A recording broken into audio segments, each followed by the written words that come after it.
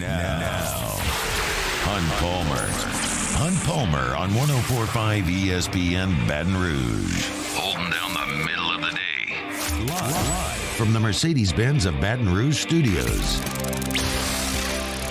This is Hunt Palmer. Welcome in. Hunt Palmer coming to you from the Mercedes-Benz of Baton Rouge studio, downtown in the capital city on a Wednesday. Casey Gaines and Taylor Sharp back there on the ones and twos. Getting close to the middle of that work week. Hope it is a good one. Cokey Riley going to be with us coming up here in 15 minutes. He wrote a great story today over at the Advertiser. Covers LSU for USA Today's network, and wrote a story about Marucci and their ability to create bats and LSU's players taking advantage of it. And it's cool to hear about how Dylan Cruz and Tommy White and Trey Morgan and some of these guys have created customized bats. And it's also a look into the advantage that LSU now has out there with other elite baseball programs because Marucci is right there in their backyard. So great story by Cokey Riley. He'll join us here in 15 minutes. It is a What If Wednesday. Do some what ifs here at 1:30. Got a little mock draft from CBS. Has the Saints taking an SEC player. We'll get to that at the end of the hour. Hour number 2, I wanted to take some time to look at the Southeastern Conference basketball teams from this past year and how they were put together, because that's obviously the job of Matt McMahon moving forward, is to put together a team next year that's significantly improved from the one we just saw. Well, how the good SEC teams this year put their rosters together. I went through and did all that. Chris Demui always with us in hour number 2 on Wednesdays as well. Let's do some SEC baseball power rankings in hour number 2 as well. It's a locked and loaded show here. I'm glad to be with you until 3 o'clock. We'll start with LSU in Central Arkansas last night from the box. Tigers win at 10-4 to improve to 19-2. And there were some things I thought were noteworthy from the game outside of the fact that LSU did win it by a final of 10-4. We thought, okay, what's the deal with Paxton Kling? Are you going to put him back in there? Are you going to move him down in the lineup, give him a day off, leave him back in there at leadoff? They decided to give him a night off. He came in late in the game, but they got him a night off, and Josh Pearson moved up to the leadoff spot. I don't dislike that at all. Josh Pearson had a great year last year, especially in SEC play, and he had a good weekend. And so they put him back up there. He reached base 2 times, scored a run, and drove in a run. I thought did a nice job in the leadoff spot, and that's something I don't mind seeing moving forward. The other guy I said yesterday on the show about what I wanted to see in the game on Tuesday night was Griffin Herring.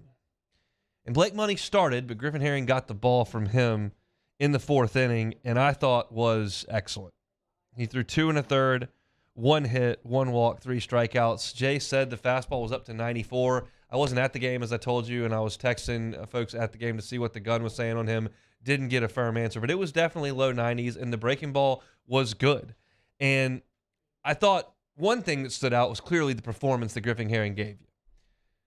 And I've told you numerous times that the plan for Griffin Herring in his time at LSU is to be a weekend rotation guy in SEC play. He's got that kind of ability.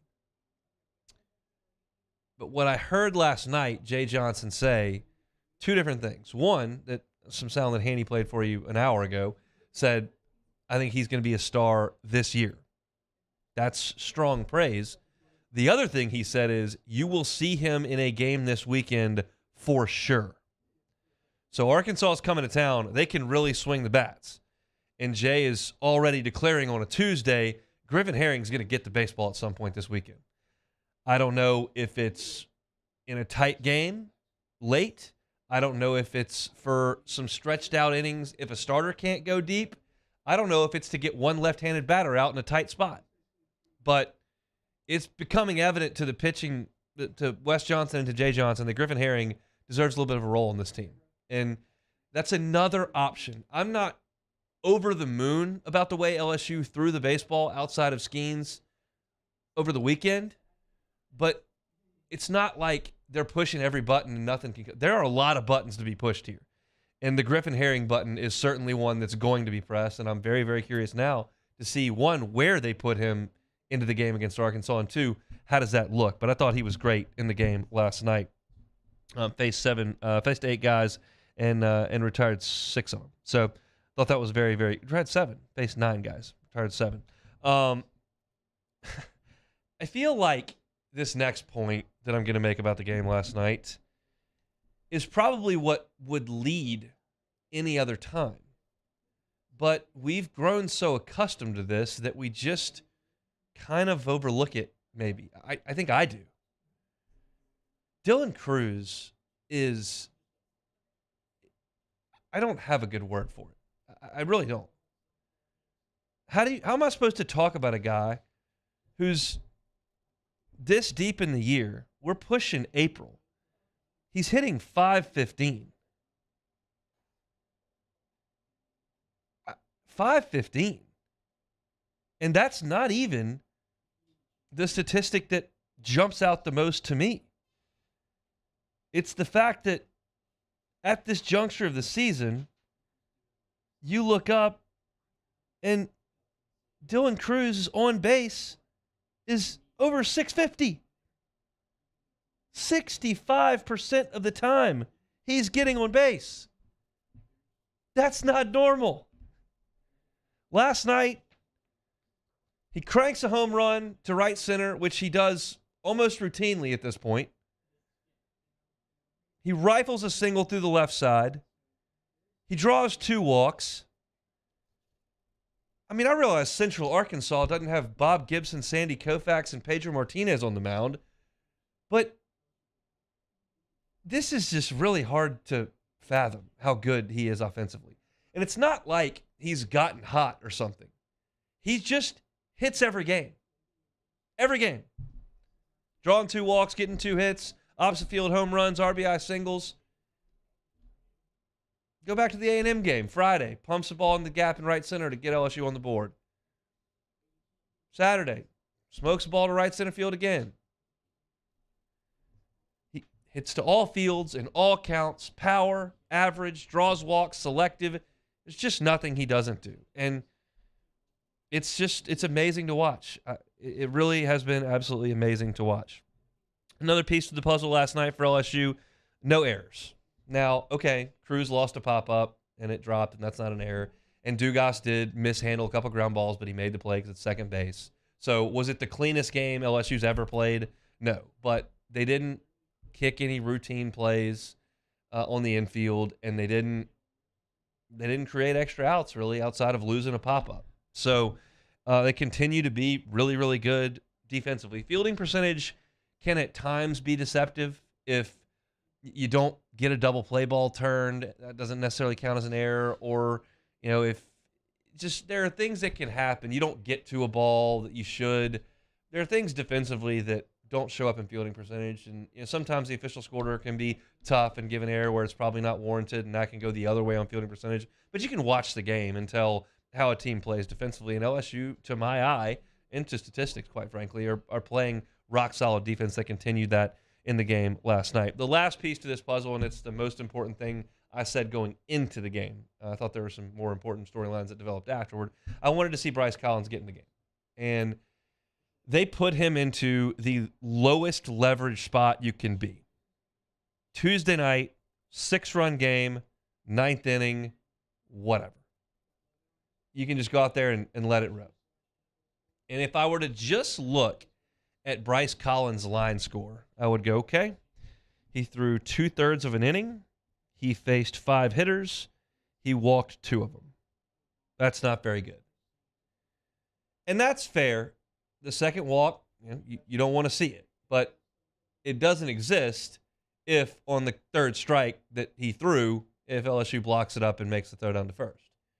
So that exacerbated things a little bit. I think it looks better if his line score says 1 inning, no hits, no runs, 1 walk, 2 strikeouts. You go, okay, I don't want you to walk somebody, but you struck 2 guys out, didn't give any hits, you got through the inning clean. And that's what would have happened if the ball gets blocked and thrown to first base. But that didn't happen, so he did have an opportunity to pitch to another batter, and he walked him. So Jay appeared in the postgame to feel pretty good about it. He said Collins threw the ball well. He mentioned the fact that he struck a guy out that didn't count as an out. So I'm mixed there.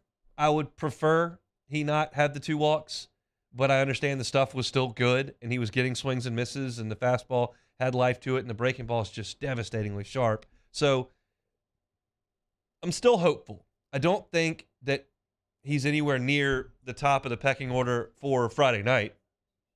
If they need big outs or even Saturday, by the time you get to Sunday, you just see where the chips have fallen and who's been used and where the matchups are in the lineup. But I thought that Bryce Collins was okay last night, and I did like to see the strikeouts. I just wish that he didn't walk the last guy, which was disappointing. Then Jay pulled him out, and Helmers came in and struck the guy out, and they got on with the win. And that's an important thing as well, of course. But overall, workmanlike, solid, did what they needed to offensively, some off a left-handed pitcher. If those of you that are still suggesting they can't hit lefties, did see they scored 10 runs last night, and a lot of them were off left-handed pitching from Central Arkansas, who kept rolling left-handers out there. Cruz was phenomenal.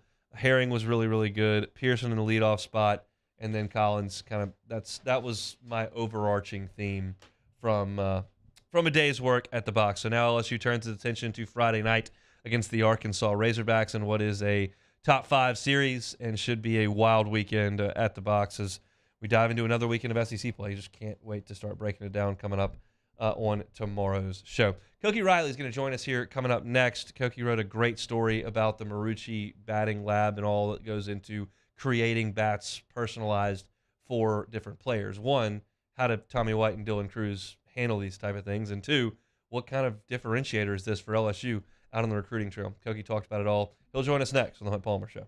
Hunt Palmer on 104.5 ESPN Baton Rouge. This March, protect yourself against upsets with Bracket Parlay Insurance on FanDuel Sportsbook. Right now, all customers can get up to $25 back each day if your parlay of 3 legs or more falls 1 leg short. You want to fade Ned Oates in Alabama? I'm all for it. Get after it on the FanDuel Sportsbook. With a parlay, you can turn a small bet into a slam dunk, and with cash out, you're calling the shots. You can close out your bet whenever you want before the game is over. Just sign into your FanDuel Sportsbook account. Go to FanDuel.com/1045ESPN to sign up today. That's FanDuel.com/1045ESPN. Make every moment more with FanDuel, America's #1 sportsbook. Must be 21 and present in Louisiana.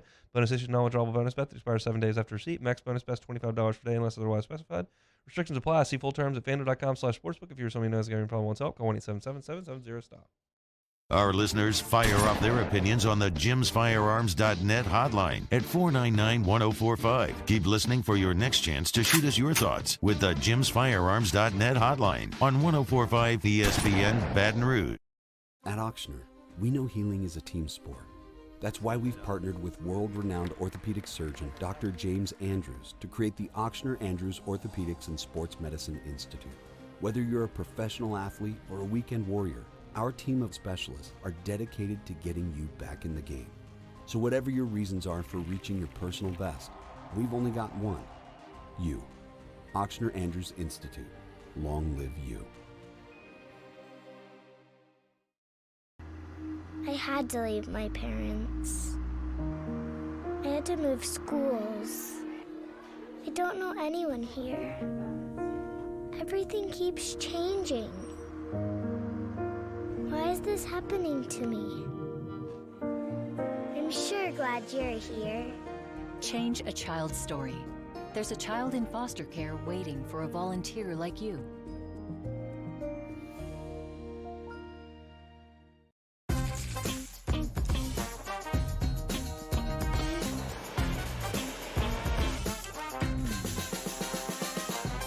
The best kept secret in town is out. Discover Tallulah at the Renaissance Hotel on Bluebonnet. Bayou Chrysler Dodge Jeep Ram has $10,000 off new 2022 Jeep Gladiators and $8,000 off new 23 Jeep Grand Cherokees. All new Bayou automotive vehicles come with a 1 million mile warranty. If you need sales or service, the crew at Bayou is going to do right by you. Hi, I'm Brandon Landry, founder and CEO of Walk.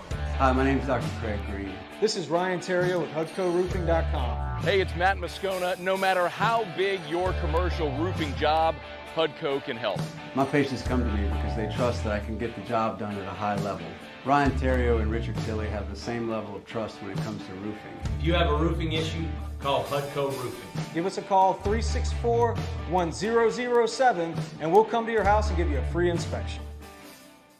Gulf Coast Office Products is a nationally recognized Savin office equipment dealer based right here in Louisiana. Over 100 employees strong, Gulf Coast has the boots on the ground to support all vertical markets from education, engineering, legal, and finance. With the latest in office technology from desktop to production segment units, Gulf Coast and Savin have the perfect fit for you. Call 225-756-2644. That's 756-2644 for Gulf Coast Office Products. I've been doing business with Luba for 25 years. They're dependable, trustworthy. It's just the attention to detail with our clients. Our folks have years and years of experience. They're highly trained professionals. But many companies have that asset. What I'd like to think makes Luba a bit different is that we use those talents in a way that truly is dedicated to serving the needs of the folks.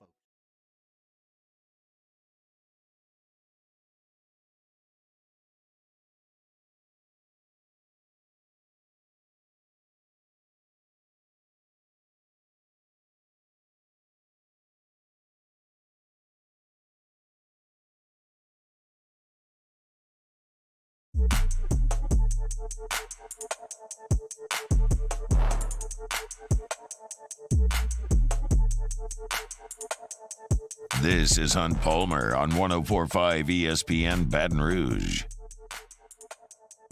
Hanging out here on a Wednesday edition Hunt Palmer show. Glad you're spending some time with us today. We really appreciate it. I was reading earlier today, and a headline jumped across my screen, how Dylan Cruz, Tommy Tanks White, and LSU baseball's top hitters were fitted for the perfect bat. And I got to diving into it, and it was really fascinating to me to kind of learn about the science that goes behind customizing a bat for somebody. A lot of times we just think, well, what's the weight of it? Grab it, let's go. It goes a little deeper than that. And the author of that piece that I read this morning over at the Daily Advertiser was Cokey Riley. Cokey joins us now.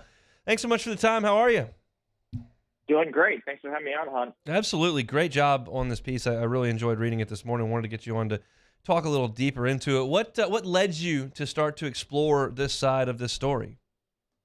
Yeah, so I think it was a game about 2 weeks ago, and one of the commenters asked based on with Garrett Jones and his turnaround, and they sort of noticed that he switched bats, which sort of led to his 4 home runs and 4 straight at-bat streak. And I hadn't really noticed that. I hadn't really thought about it yet. And that sort of question just sort of kind of sparked an idea in my mind as to, what bats do they actually use? And what's the quality of them, or what's the difference of them, and who uses what bats, and all these sort of questions around bats. And sure, like this LSU team, like they're going to hit the ball pretty much no matter what bat they have. Like that's not totally the point of the piece, but the point of the piece is just sort of dive into like the specifics of the bats and how much they actually do help these guys and all that sort of stuff. So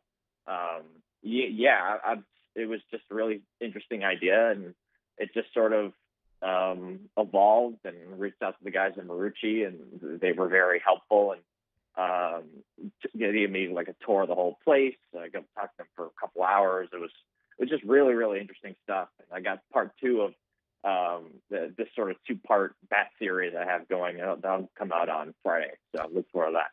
So you mentioned Marucci. They've got the Baseball Performance Lab over at Marucci's headquarters, which is here in Baton Rouge, and it's, as you call it, one of the most advanced hitting centers on the planet. You got to visit and tour it. Kind of paint the picture of what you're walking into when you walk into the Baseball Performance Lab over at Marucci. Yeah, and when you walk in, you just see sort of the batting cage, and see a lot of guys who are working there, and a lot of what I learned, and just about how many major leaguers have come there specifically to get fit for bats. I mean, everyone from Alex Bregman to Paul Goldschmidt to Francisco Lindor, almost every single star major league player has come through that facility to get tested, obviously, for wood bats. If anyone wants to learn more about how they work with major leaguers, there's a story in The Athletic that Ken Rosenthal did like 4 or 5 weeks ago that really goes into detail as to how it works. And apparently Ken was at the facility for the entire day. My story wasn't totally about that facility, about the hitting facility specifically, just because not every LSU player has been there, but they have been there, as I noted in the piece. Tommy White, Dylan Cruz, and a few others have been fitted for bats. And because of the NCAA DB Corps standards, you can't custom make of a single bat for a single player. Because they all have to go under the league standards, right? But it's still very important in terms of figuring out like what do you want to do, a one-piece bat or a two-piece bat, or and there's all these different there's these, what type of bat do you want to use, basically. Length is very important, et cetera, et cetera. So, but yeah, I just found the whole thing very, very interesting, and a lot of the technology that they use to determine what bats are best for what guys. And I just find that stuff really, really interesting. I did too. You talked about Dylan Cruz, Tommy White, Jerry Jones, guys who hit for a little bit more power, may lean one way as opposed to guys who may look for kind of more of a contact approach, may differ. What goes into guys deciding what type of bat is for them? Yeah, I mean, a lot of this stuff just comes down to feel in terms of what each individual actually wants. But generally speaking, the bigger guys usually go with the two-piece bat. So a two-piece bat has a composite handle, an aluminum barrel, and you can feel, and I can say that, it doesn't really mean a ton, but if you hold a two-piece bat and a one-piece bat, there's a pretty obvious weight difference. With a two-piece bat, not only is the handle just a lot skinnier, and it looks like there's a metal attachment onto the much skinnier handle, but it just feels a lot heavier at its end. And because of that heavier end, it feels just weightier, and your bat's just traveling through the zone a little bit slower, but you're sort of getting that, that back whip, that extra oomph on the baseball to hit it a little bit further. And if you're a bigger player who can handle that extra, I guess, weight towards the end, then a two-piece is probably what you're going to use. And there's also the one-piece, which I'd say the vast majority of LSU's lineup does not use one-piece. Most of these guys are pretty much all two-piece guys. But Paxton Kling is an example of someone who uses a one-piece, which is a lot more balanced in its weight, and you can get it around a lot quicker. I mean, personally, when I played baseball, I pretty much only used one-piece bats because I needed to get that speed and that quickness at the plate in terms of getting around the fastballs. So, yeah, it's I can explain it, but I think it's a lot easier when you can feel out the bats and feel the differences. And fortunately enough, like I was able to have in my hands the two bats, the two main bats that LSU uses between the Marucci Cat X Connect, which is the two-piece, and the Marucci Cat X, and you can definitely feel the difference between the two bats.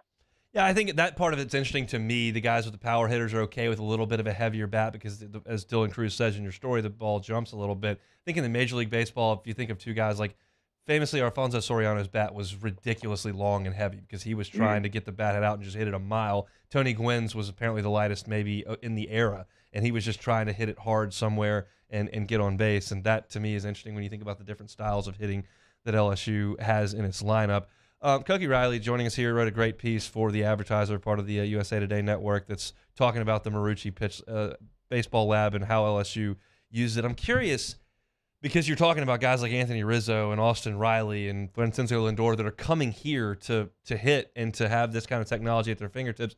How big an advantage can this be for LSU in recruiting when you're looking at elite level high school and transfer portal players and thinking about coming to LSU? Yeah, that's a fantastic question, and I think it can only help, right? To have this sort of technology and have this sort of ability to get fit for bats and to try out some new bats, because I mean, when Marucci was developing the Cat X last year, LSU got to try out the bats and then use them before they hit the market in games during the regionals last year, and that was the same with all of Marucci's other partnered schools, like Oklahoma got to use these bats as well. But I mean, the fact that this complex is 10-15 minutes down the road, I think really, really helps out LSU. And in regards to recruiting, I mean, I think it can only help. I think that's a fantastic question. I'd love to dive into that even more. But yeah, it's just having that proximity, that really close proximity to the facility and all the advanced tech that they have is, I think it only helps. And you can obviously see the results in the field, just given how well Cruz and White and all these guys have been hitting this year. I mean, clearly when you see the names that you've put in this piece, you understand that this is not something you can find just anywhere. I'm curious if in the course of your discussions, you've determined just how many facilities there are like this around the country. Are we talking about there's like 150 or there's like 4? I would say, I don't know for sure, but Sure. I would lean toward it's probably a lot closer to 4 than it is to 150. I'll tell you that. And I just feel like the sheer number of guys who have shown up to the facility, like there are some guys that Marucci can't say showed up to the facility because they're signed on with contracts with other bat companies, So, like, that gives you kind of an idea of, okay, yeah, there's really not that many places in the world that are like this. I mean, there's other places that have forced plates. I mean, LSU has their own forced plates, even though they're on the mound and not at the plate. And other places have Rapsoda machines, but not too many other places have 3D motion capture machines that can fully determine every single plate body movement to determine, what type of bat is best for you. Like that stuff is rare. So it's yeah, I mean, this facility, it's not very old. I believe they started it, I don't know, 3 or 4 years ago, not too much longer than that, if that. So, yeah, this is a really, really advanced batting cage, I'll tell you that. Well, give us a sneak peek of what's in part 2 of this coming up on Friday. What kind of angle did you work on that? Yeah, this story is going to be a lot more about the bat itself and what sort of makes it unique and the improvements that Marucci made between the Cat 9 and the Cat X specifically, because the Cat bat there's a series of bats. So the first bat was a Cat 5, and then they created the Cat 6, 7, 8, 9, etc. But the improvements between, say, Cat 5 and Cat 9 were always small and gradual. But the difference between the Cat 9 and the Cat X is there's some pretty drastic changes between the two bats. I'm not going to go into too deep of spoilers as to what exactly those changes are, but it was really, really interesting learning about all the changes they made to the bat and all the things that just made the bat more comfortable, and while also optimizing its performance, while also staying within NCAA BE core standards, right? Because there's this balancing act you have to do with that. But yeah, and just sort of diving into a little bit, just some of the feedback they've gotten and the results they've gotten from the stat that has really been only available to the public since, this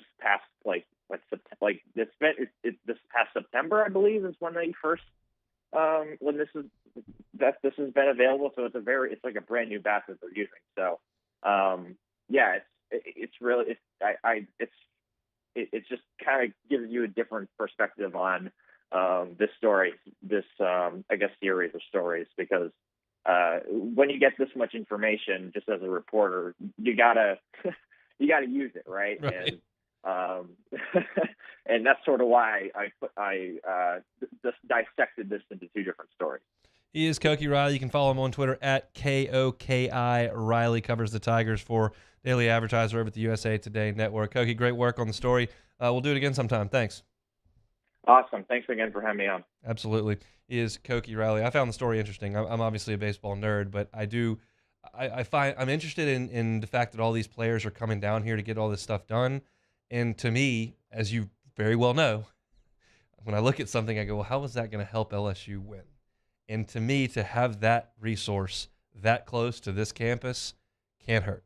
And then to have Jacob Berry be the first pick in the draft, college player picked in the draft, and then Dylan Cruz be the first college hitter picked in the draft, and then Tommy White go as high as he's going to go, and then hopefully you have Paxton Kling, and the list goes on and on. You start connecting dots, and this is a pretty good place to play some college baseball, and I think future is just remarkably bright here in Baton Rouge. Some cool look behind the curtain over there at Marucci by Cokey Riley. Appreciate him jumping aboard. All right, it is Wednesday. That means it's a What If Wednesday. We'll do that next on the Hunt Palmer Show. This is Hunt Palmer. In times of need, get a full list of phone numbers, websites, and other important emergency information on the Demco Stormwatch page at 1045ESPN.com.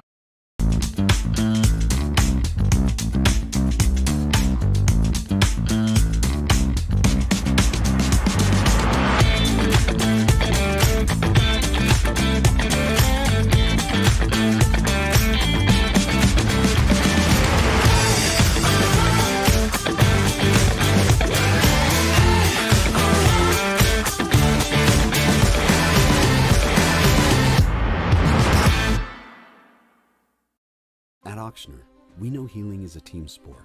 That's why we've partnered with world-renowned orthopedic surgeon Dr. James Andrews to create the Auctioner Andrews Orthopedics and Sports Medicine Institute. Whether you're a professional athlete or a weekend warrior, our team of specialists are dedicated to getting you back in the game. So whatever your reasons are for reaching your personal best, we've only got one: you. Auctioner Andrews Institute. Long live you. I had to leave my parents. I had to move schools. I don't know anyone here. Everything keeps changing. Why is this happening to me? I'm sure glad you're here. Change a child's story. There's a child in foster care waiting for a volunteer like you.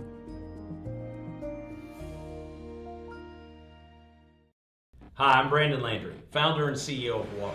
Hi, my name is Dr. Craig Green. This is Ryan Terrio with HUDCORoofing.com. Hey, it's Matt Moscona. No matter how big your commercial roofing job, HUDCO can help. My patients come to me because they trust that I can get the job done at a high level. Ryan Terrio and Richard Tilley have the same level of trust when it comes to roofing. If you have a roofing issue, call HUDCO Roofing. Give us a call, 364-1007, and we'll come to your house and give you a free inspection. Gulf Coast Office Products is a nationally recognized Savin office equipment dealer based right here in Louisiana. Over 100 employees strong, Gulf Coast has the boots on the ground to support all vertical markets from education, engineering, legal, and finance. With the latest in office technology from desktop to production segment units, Gulf Coast and Savin have the perfect fit for you. Call 225-756-2644. That's 756-2644 for Gulf Coast Office Products. I've been doing business with Luba for 25 years. They're dependable, trustworthy. It's just the attention to detail with our clients. Our folks have years and years of experience. They're highly trained professionals, but many companies have that asset. What I'd like to think makes Luba a bit different is that we use those talents in a way that truly is dedicated to serving the needs of the folks who depend on us. Louisiana. It's a place defined by culture, by pride, by passion, by people who do more than love this place. They celebrate it, elevate it, champion it. They are the individuals who embody what makes Louisiana great. The companies that make Louisiana a better place to work and live. The nonprofits leading transformational change in our communities. Champions of Louisiana are all around us, and LWCC is proud to celebrate them because we've always been Louisiana loyal, supporting the workers, the innovators, the change agents of this great place we call home. Who are the champions around you? Together, we can share their stories. Together, we can help our home state thrive.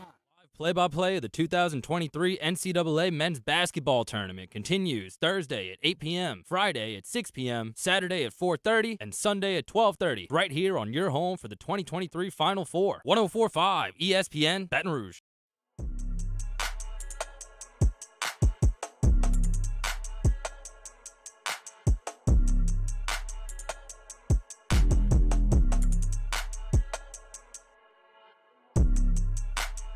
You're listening to Hunt Palmer on 104.5 ESPN Baton Rouge. A couple of LSU Tigers have jumped into the transfer portal on the basketball side. Juice Hill and Kendall Coleman have announced their intention to leave the program. We'll talk a little SEC hoops at 2 o'clock and how the good teams in the league this year built their teams. I went back and looked at all of them, and I'll kind of share that with you at the top of hour number 2. Saints, little mock draft with SEC flavor. That is coming up in 10 minutes from right now. But it's Wednesday. That means What If Wednesday. Time. Space. Reality. It's more than a linear path. Where a single choice can branch out into infinite realities. Follow me and ponder the question. What if? Gotta love that intro. All right, what if Wednesday, Mr. Hunt Palmer, what if Dylan Cruz and Paul Skeens go 1-2 in the MLB draft? Man, it sounds like it's possible, right? That'd be quite a feather in the cap of the program. It is possible. I'm trying to think of 1-2s. I know Anthony Davis and Michael Kidd-Gilchrist went 1-2 from the same team at Kentucky. Did Zion and RJ Barrett go 1-2? No, Barrett was 3. John Morant was 2. John Morant was 2. That's right. That was stupid. But yeah, they were thought to be possibles there. It's amazing. Clearly, it's not the same profile as the NFL draft or the NBA draft. But if Jay could, I mean, it looks like you're going to have the first position player off the board from the college ranks 2 years in a row with Barry last year and Cruz this year. I'd be shocked if Jacob Gonzalez or Wyatt Langford jumped up there and took that spot from Cruz. And Skeens, what he's put on tape the last 5 weeks, has everybody buzzing. And so I think it's a real possibility, and that's just continues to add fuel to the fire. Yes, it's going to be awful to lose these two guys next year and have to go in the next year and without them, but it's really high profile for the program for Jay to continue to bring guys in, develop on them, and get them paid bigly. And while if Jay's going to go after these huge name high school signees that are going to be fielding phone calls worth $2 million, you've got to show them that there's a pretty clear path to the other side where there's $6 or $7 or $8 million, and that's what you're showing Dylan Cruz and Paul Skeens that they do that. So that'd be great for the program for sure. All right, this one's going to hurt every LSU fan. What if Rich Rod takes the Alabama job in 2007? Oh, well. They don't do much. It doesn't look anything like it does today. He gets fired pretty quick, I would think, but it doesn't look anything like the Saban run. That's the thing I always go back to, and at this point, I've said it so many times that if you listen to the show pretty regularly, you know where I'm going. But Alabama thinks that this run they've been on is because they're Alabama. It's not. It's because they got the best coach. And they're always one hire away from Shula. And that's the reality of everyone's situation, not just theirs, but everyone's. They just think they're Alabama. They'll just get the next guy, and they'll go win 4 national championships. Doesn't work like that. And if Rich Rod takes a job, I mean, he actually, I went back and looked, he recruited at a pretty decent level at Michigan. And that's really what it's about, is how well can you bring in talent. And he recruited between 12 and 8 at Michigan almost every year. They just didn't win anything because they couldn't play any defense, and it just didn't work. And it wouldn't have worked nearly to this level. Now, what's the impact on LSU? LSU was rolling pretty good at that point. Obviously, they won the title in 07, and Les got it together again in 11. I think the quarterback issues may have still been there to a certain extent in that transition period. But you could probably, I mean, you can put a trophy next to the 11 team for sure, because there was nobody that was going to beat that team that wasn't Nick Saban. So maybe Nick Saban takes a different job, and I think the SEC's always where he's going to come back, but say, Texas came open with Mac leaving or whatever, maybe he's in a different world and you're not having to deal with him year in and year out. It's a crazy butterfly effect to think of, but Alabama doesn't go on near the run that they've been on over the last 15 years if Nick doesn't end up taking that job. All right, due to his recent passing, what if Willis Reed doesn't come out of the tunnel in 1970? Oh, wow. Yeah, obviously Willis Reed, a Louisiana native who passed away this week. He's got an iconic moment that has become his namesake. You can pull a Willis Reed. I mean, certainly Kirk Gibson would fall into that category, hitting the home run with one leg, and you've seen some guys that have done great things while dealing with an injury, Jordan, the flu game, whatever. But Willis Reed coming out of the tunnel and hitting those first 2 jump shots in Game 7 is just an iconic thing that is now like his namesake. Obviously, they won the 2 titles, and he's one of the greatest Knicks of all time. I heard Haney say he's the best Knick of all time. I'm certainly not going to argue against that. That's where the championships lie in the franchise, so I'll get on board with it.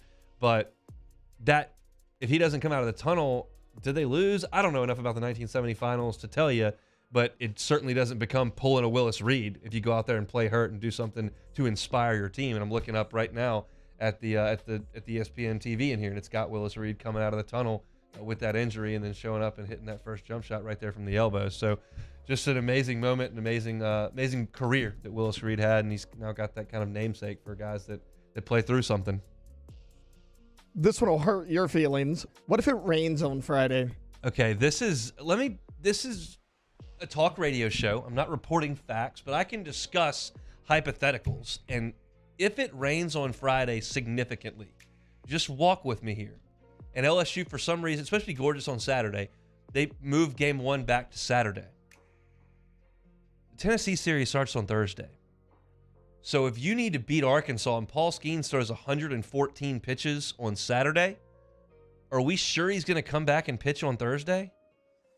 That's been the thought. It'd be Skeens and Dolander Thursday night at the box. What if they don't play until Saturday and you feel more comfortable starting somebody else this early in the season in a game that's not a must-win game because you want to give Skeens the extra 24 hours of rest to keep him on some sort of a schedule? Oh, by the way, I believe the next weekend they play on Thursday too, so you could set things back up. But I think it's possible if the weather forces a change in the schedule of the games for LSU this week, especially if game 1 gets pushed back and they don't play it until Saturday, Skeens Dolander could be iffy for next Thursday. Just putting that out there. I'm not pulling for it. That's one of those deals. You'll hear me talk all the time about football and how I don't cherish the Florida game. I'd rather play Vanderbilt, and how I don't need to go out of conference and play Ohio State when I can play North Texas and just get an automatic win. And you can disagree or not with but that's how I feel about football. Show me wins, and then we'll get to play for the stuff that matters at the end as long as you win all your games. That baseball game, winning and losing isn't as big a deal as it would be in football. So I want to see it. I want to see Skeens and Dolander going at it. Not that Tennessee doesn't have 2 other guys who are potentially going to be first-round picks, but these are 2 top 5 picks coming up in a couple months. I'd like to see that. I'm worried if there's some sort of issue on Friday and they can't get the game in, that it may compromise that pitching matchup on Thursday. So we'll just see. That's a what if. Okay, I'm going to ask you this question because of your situation. Obvious disfigurement today, Yes. but I also want to know what happened. So what if you have to do TV tomorrow and there's a chunk missing from your chin? How do you have a chunk missing from your chin? Okay. So I have, for those that are watching on YouTube, I've got a huge Band-Aid on my chin. It looks ridiculous. Every person I have interacted with since 8 o'clock this morning has made a comment about it, and that's fine because it's very obvious and very stupid looking. I have been forever a disposable razor guy, just shave with the disposable Gillettes and chunk them, whatever. And I recently started using a little more, what's the word? Like, it's just a better razor. Advanced. Yeah, there you go. Whatever. A more, advanced is a fine word. And last week on Friday, I was shaving and I looked up and I had just kind of sliced my chin a little bit. It was thin and kind of long, and I didn't know how it happened. I was like, I don't know how I just did that. I've been shaving for 20 years. I don't know. Well, it almost was healed as of this morning. And I was shaving this morning, and I saw it this time. I was going against the grain from the base of my neck up to my chin. And then when I stopped at my chin to go back down to the bottom, the razor caught my chin and just gashed it. I mean, it just gashed. It started pouring blood immediately. I blooded an entire towel almost. It's a tough scene. It didn't hurt that injured bad. all the time. You're like the Zion Williamson shaving. But I watched it. It's pathetic. I've been shaving for 20 years. I guess I've been just using such terrible razors that it couldn't do damage. But this one, which has a hinge on it, and the other one's never had, this has a hinge. And when I got to the top, the hinge kind of bent, and it just snagged and ripped. So this gash is way worse than last week. I mean, it was still bleeding at like 11 o'clock when I changed the Band-Aid out. So not good. I do a WBRZ show every Thursday. I've got to be on TV tomorrow. I've gotten some tips. Moscona, he's got the shiny head going every once in a while. You got to dab some makeup on it. He's done some TV over with the guys at BRZ. I don't know what I'm going to do. I might have to go with the makeup route. I don't think I can go on WBRZ with this massive Band-Aid on my chin. I think that compromises the integrity of the show. You can't tune in to try to get some baseball knowledge from the Sports Takeover on WBRZ and go, that moron has a Band-Aid on his face and he's on TV. How am I supposed to take anything he says about LSU and Arkansas seriously?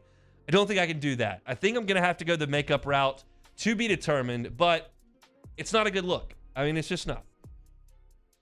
It's a sad state of affairs. Chunk missing from my chin. That's exactly what happened. 20 years of shaving, and I, in the span of 6 days, That happened to me one gashed time. my chin open twice. It wasn't senior picture day. It was the day before. I cut myself right here on the corner of my lip. And this was senior in high school, you know, so you're like all for that. I threw a little cayenne pepper on it before school, and it dried it up a little bit. Okay, well, I'll look into that. Cayenne pepper does probably the trick. option B behind the makeup, but I think maybe cayenne over the Band-Aid. I mean, the Band-Aid can't be done. When you're a senior in high school, what are you more self-conscious about as a guy, wearing makeup or cayenne pepper? Cayenne pepper was my best option that day. That's a reasonable take. Yeah. All right, that is What If Wednesday. I'm looking in the Bayou Ford chat. Dustin B says freaking amateur hour hunt. No doubt about it. I'm certainly not a professional shaver, and at this point have to be considered a pathetic shaver, an atrocious shaver, a dangerous shaver at this point. There's arteries up there I'm dealing with, and I've got not. It's just pathetic. All right, let's take a timeout. When we come back, saw a mock draft with the Saints taking an SEC player. I'll give you my thoughts on that coming up next on the Hunt Palmer Show. Hunt Palmer on 104.5 ESPN Baton Rouge. Shane LeBlanc says, tell people you had a cancerous mole removed from your face. I don't want everyone concerned for my well-being.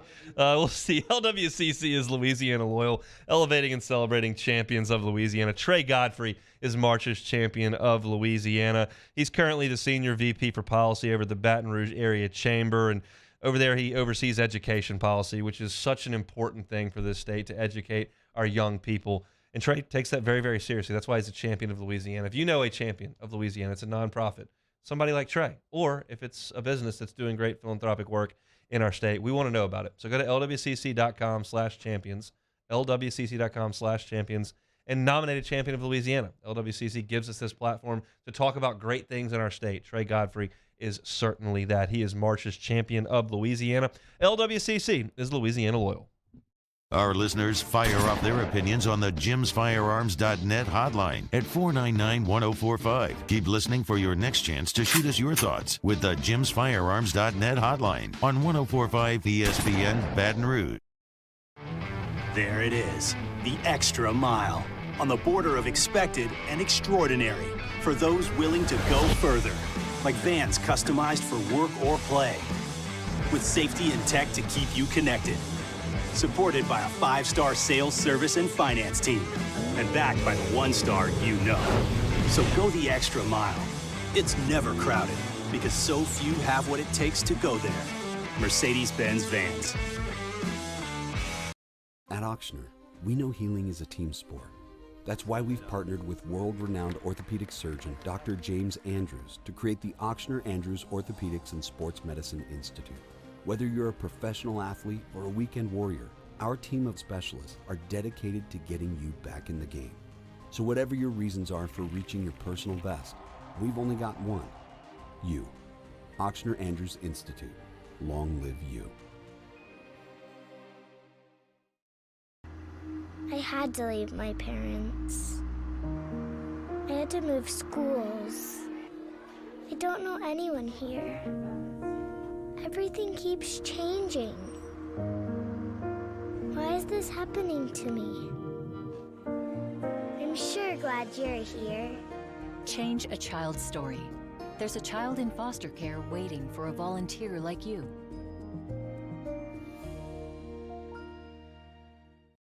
Hi, I'm Brandon Landry, founder and CEO of Water. Hi, my name is Dr. Craig Green. This is Ryan Terrio with HUDCORoofing.com. Hey, it's Matt Moscona. No matter how big your commercial roofing job, HUDCO can help. My patients come to me because they trust that I can get the job done at a high level. Ryan Terrio and Richard Tilley have the same level of trust when it comes to roofing. If you have a roofing issue, call HUDCO Roofing. Give us a call, 364-1007, and we'll come to your house and give you a free inspection. Gulf Coast Office Products is a nationally recognized Savin office equipment dealer based right here in Louisiana. Over 100 employees strong, Gulf Coast has the boots on the ground to support all vertical markets, from education, engineering, legal, and finance. With the latest in office technology, from desktop to production segment units, Gulf Coast and Savin have the perfect fit for you. Call 225-756-2644. That's 756-2644 for Gulf Coast Office Products. I've been doing business with Luba for 25 years. They're dependable, trustworthy. It's just the attention to detail with our clients. Our folks have years and years of experience. They're highly trained professionals. But many companies have that asset. What I'd like to think makes Luba a bit different is that we use those talents in a way that truly is dedicated to serving the needs of the On Thursday's OTB, March Madness is back. Sweet 16, and we got all the action for you. Plus, preview LSU, Arkansas. What are the Hogs bringing to bear? Off the bench, 7 to 10 a.m., 104.5 ESPN.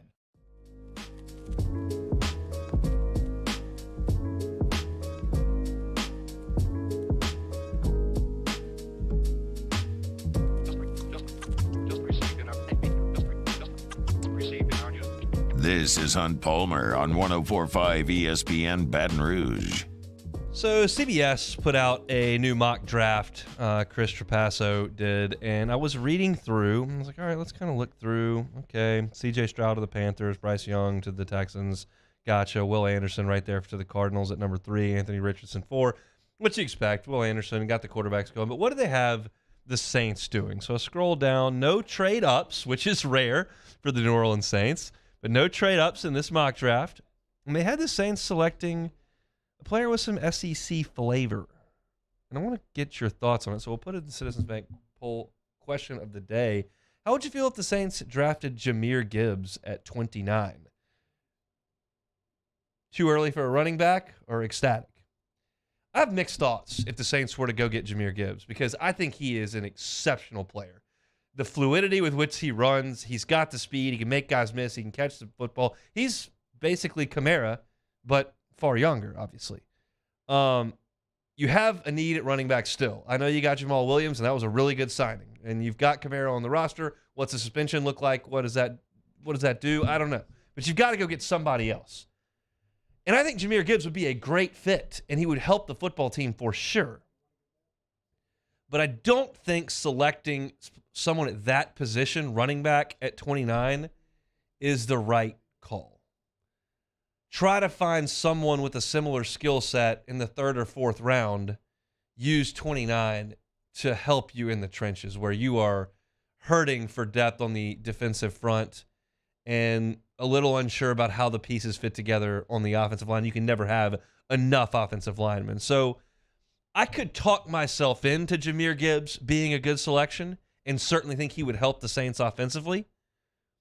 But in terms of the health of the team and using the resources and your assets where you can, you're far more likely, in my opinion, to hit on a running back in round 5 or an undrafted free agency that becomes an impact player than you are to hit on a great interior defensive lineman in round 5. Like, that's just kind of the way I see it. So I would not be a huge proponent of drafting Jahmyr Gibbs because of where the team is. I think he's a first-round talent and would be a first-round player in a lot of places. The Saints, to me, have some holes that need addressing before you go to the offense. Now, we know that the Saints, generally speaking, are best player available and don't necessarily consider position all the time. Now, last year, everybody had him pegged for Olave and Penning. It was we thought we saw the needs, we saw the players, we saw the draft slots.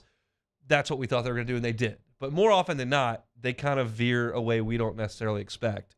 So they need something at running back. This is a running back. I don't think it's terrible mock draft to put him there. I just wouldn't be a huge proponent of it. So we'll see what y'all think in the Capital One or the Citizens Bank and Trust poll question of the day. How would you feel about Jahmyr Gibbs being drafted by the Saints? I want to let y'all know we've got a little bit of a change on our YouTube setup. We've had the Hunt Palmer Show always, and you can always find our archives there, full shows, segments that we like and clip and put on there. But we've split things up. We've now got Hunt on LSU, which is an all LSU channel, and we've got Hunt on Saints, which is an all Saints channel. So if you want just LSU stuff, you want just Saints content, you can find it there on YouTube. Go to the 104.5 YouTube page. You can find my stuff and both of the channels that deal with my show. Matt's done this for a long time. We're jumping on board here to kind of help our content get to the eyes it needs to get to. So spread the word and subscribe to those channels if you would. We're going to be talking Saints, and when we do, we'll put it right there on the Hunt on Saints YouTube channel. That'll do it for hour number 1 here on a Wednesday.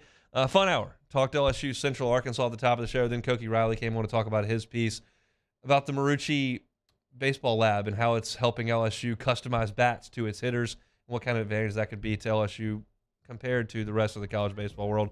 Was a What If Wednesday. Talked about me cutting my face shaving, and what if Dylan Cruz and Paul Skeens go number 1 and number 2 in the draft. Hour 2's coming up. SEC Baseball Power Rankings.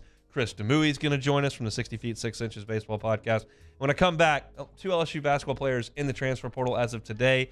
How did the SEC teams that had some success this year, how are they composed? That's coming up after SportsCenter. It's the Hunt Palmer Show.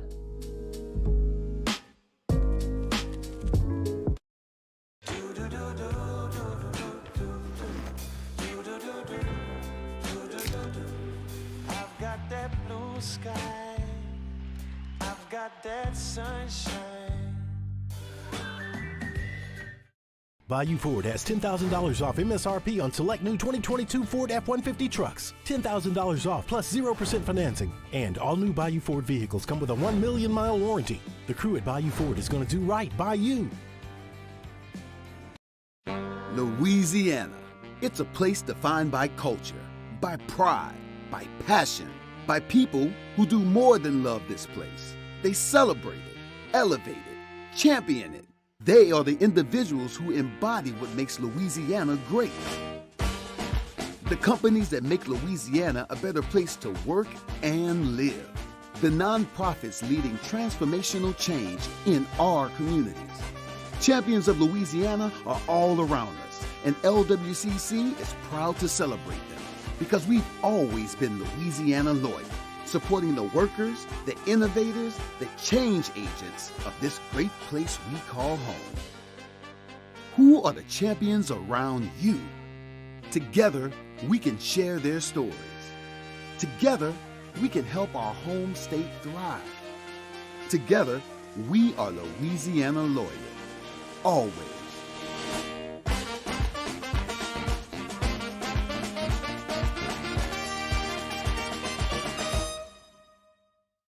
At Ochsner, we know healing is a team sport. That's why we've partnered with world-renowned orthopedic surgeon Dr. James Andrews to create the Ochsner Andrews Orthopedics and Sports Medicine Institute. Whether you're a professional athlete or a weekend warrior, our team of specialists are dedicated to getting you back in the game. So whatever your reasons are for reaching your personal best, we've only got one. You. Ochsner Andrews Institute. Long live you. I had to leave my parents. I had to move schools. I don't know anyone here. Everything keeps changing. Why is this happening to me? I'm sure glad you're here. Change a child's story. There's a child in foster care waiting for a volunteer like you.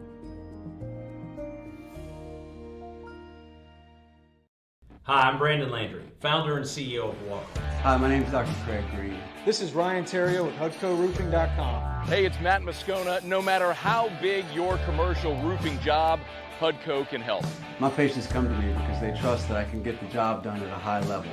Ryan Terrio and Richard Tilley have the same level of trust when it comes to roofing. If you have a roofing issue, call HUDCO Roofing. Give us a call, 364-1007, and we'll come to your house and give you a free inspection.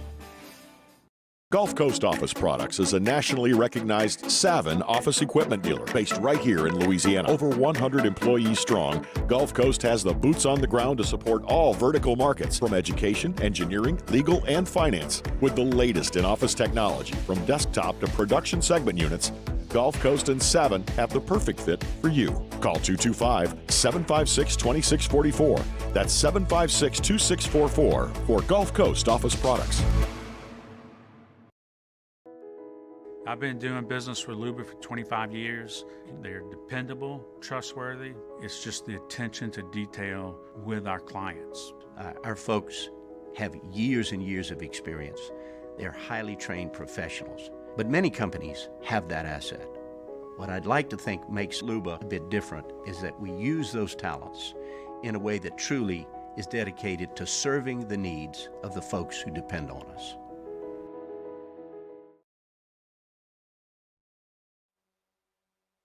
This is SportsCenter. I'm Christine Lisi with breaking news from ESPN's Adrian Wojnarowski. Clippers guard Paul George diagnosed with a sprained knee sustained last night. He'll be out at least a couple of weeks. He's one of 2 players LA cannot afford to be without for an extended period of time, believes First Take host Stephen A. Smith. Paul George with Kawhi Leonard. When one of them is missing, all right, and in this case it's Paul George, it just seems like all their hopes just plummet. You would like to believe that one of them could hold down the fort to get you beyond the play-in, to get you to the first round, even beyond the first round. But I don't look at this Clippers team as being that kind of team that can pull that off. Grizzlies point guard John Morant's expected to return tonight versus the Rockets. He's back with the team after completing an 8-game suspension from the NBA for conduct detrimental to the league.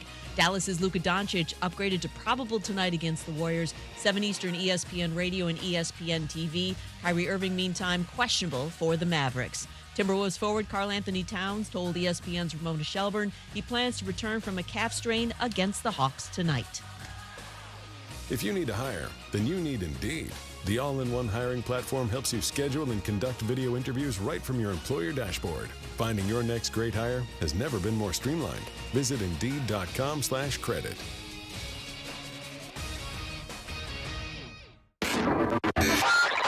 Now,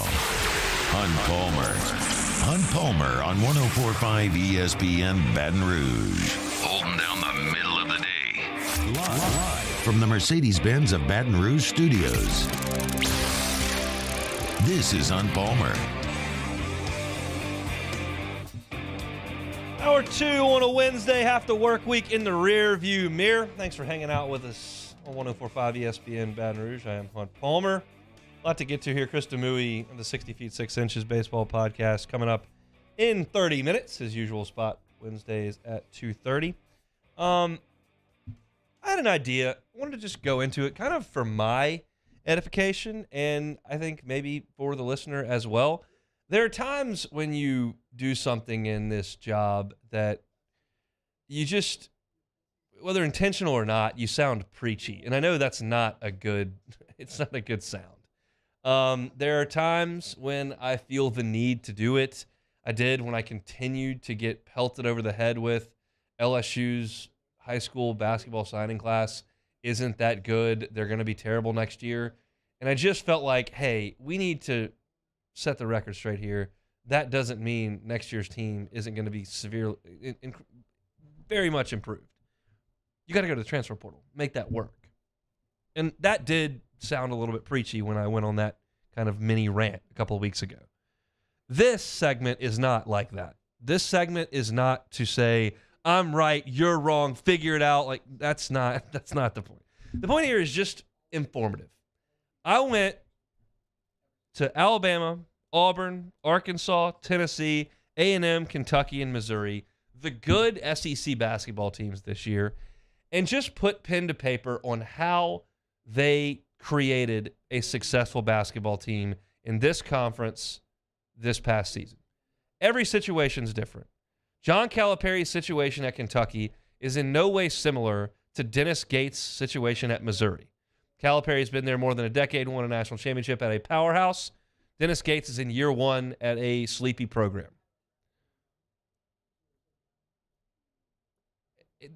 Every situation is different. So the point wasn't to look at it and go, well, how do you do it? What's the exact way to make it? Just how did this come about? Who did what and what worked?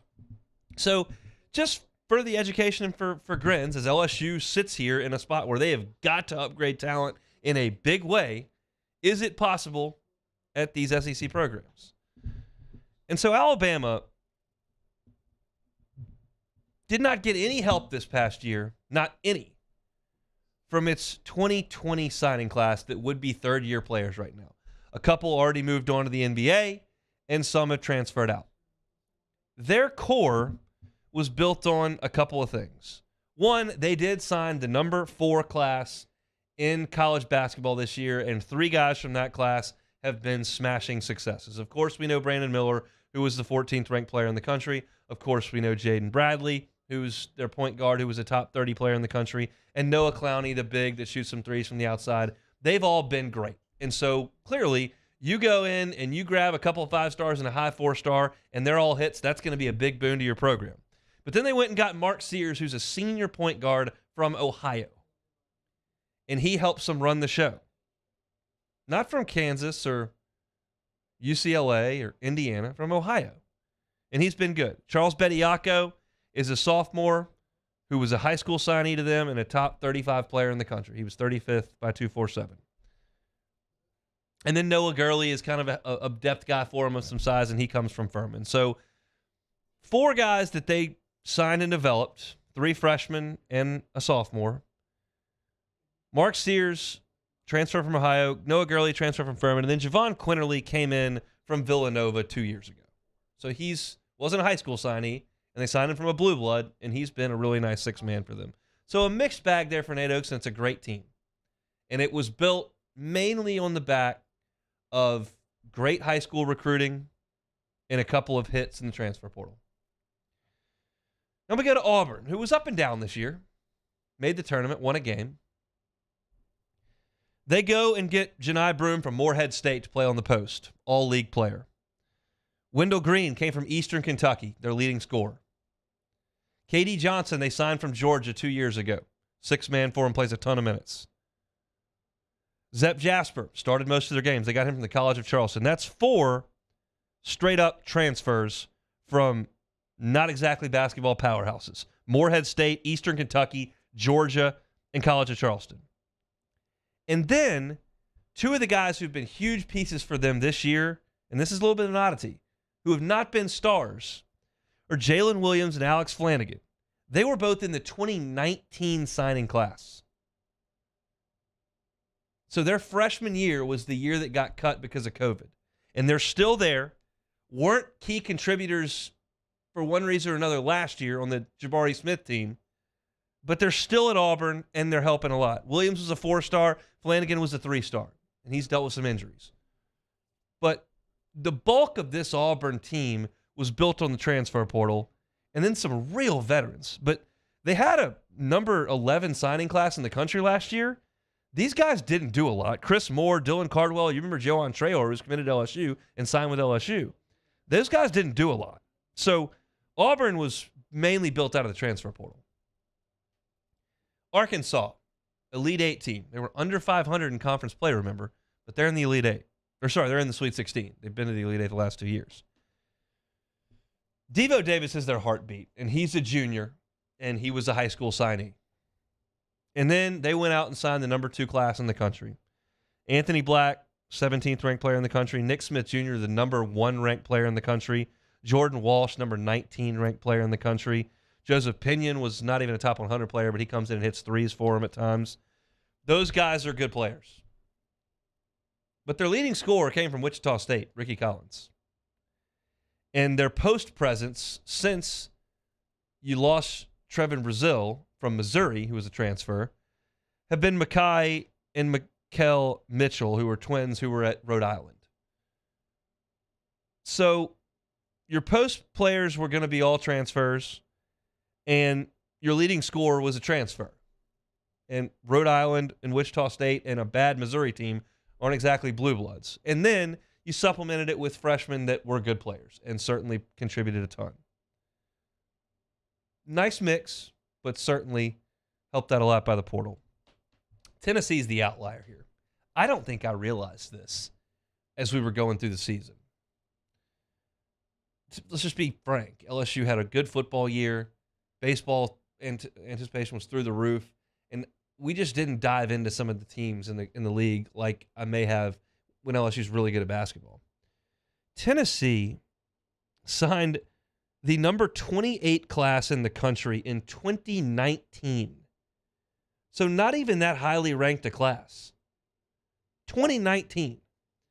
That class included Olivier Kamwa, a 3-star, Santiago Vescovi, a 3-star, Uros Plavšić, who came in as a transfer from Arizona State, and Josiah Jordan James. Those guys have been at Tennessee for 1920, 2021, 21-22, and 22-23. 4 years together in that program. And they were the backbone of this team. That doesn't happen very often. At all. And these weren't like Josiah Jordan James is a 5-star. And he's their 3rd most important player, probably. Then you add in Zakai Ziegler, who was a 3-star in 2021. His class was actually headlined by Kennedy Chandler, who was one and done at the point guard, and then Brandon Huntley Hatfield, who left and went to Louisville, who was a 5-star. So Tennessee's team did not come from the transfer portal at all. They were old and veteran and had been in Knoxville for 4 years. Kamwa, Vescovy, Jordan James, Plavschitz. They got some help from Julian Phillips, who was a 5-star signee this year, but not a lot. They were just old and high school guys, and that is rare that Rick Barnes could pull that off. A&M transfer portal. Boots Radford, Virginia Tech, been there a couple years. Henry Coleman, Duke, been there 2 years. Julius Marble, Michigan State, this year. Dexter Dennis, Wichita State, transfer this year. That's 4 guys that did almost everything outside of Wade Taylor, who's great. But that was how they stocked the shelves. Wade Taylor was a 4-star recruit last year. He's a sophomore. But Texas A&M's roster was built on D1 transfers from Virginia Tech, Duke, Michigan State, and Wichita State. Which, by the way, Wichita State having Dexter Dennis and Ricky Council, those 2 pretty good players in the SEC. The reason they were really good for a long time before Greg Marshall got sent out of town. But A&M is a transfer portal team. Kentucky. We knew the Cal way. The Cal way was to go get 4 or 5 stars and let's cook every year with new talent. No more. Oscar Tshiebwe, West Virginia. Antonio Reeves, Illinois State. Jacob Toppin, Rhode Island. Xavier Wheeler, Georgia. C.J. Frederick, Iowa. Their top 3 scorers were transfers from West Virginia, Illinois State, and Rhode Island. Now, they've been there a couple years, but that's where they got them from. Now, they had the number 6 class in the country last year. Cason Wallace and Chris Livingston were really good players. They were top 12 players in the country, and they were certainly huge pieces to the puzzle. Cason Wallace moving to point guard helped to elevate Kentucky's season. But that's their top 7 scorers. 5 of them are transfers, and 2 of them were high school kids.